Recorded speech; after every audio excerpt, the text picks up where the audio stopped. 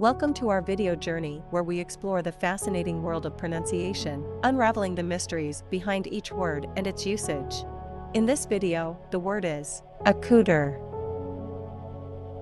Accoutre. Accoutre. Accoutre is a verb that means to provide or equip someone with clothing, accessories, or equipment, typically in a stylish or elaborate manner. It implies dressing or adorning in a way that adds refinement or distinction. Here are some examples. Example number 1. Knights would accoutre themselves in shining armor before heading into battle. Why accoutre is used in example number 1. Accoutre is used to describe the process of equipping knights with their distinctive and protective armor, highlighting the preparation for battle. Example number 2. For the royal ceremony, the palace staff will accoutre the room with opulent decorations and regal furnishings.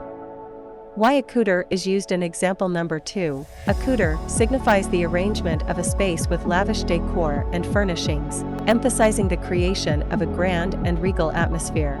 Stay tuned for more linguistic wonders and join us in unlocking the magic of language. Thanks for watching, and until next time, keep speaking, writing, and embracing the beauty of words.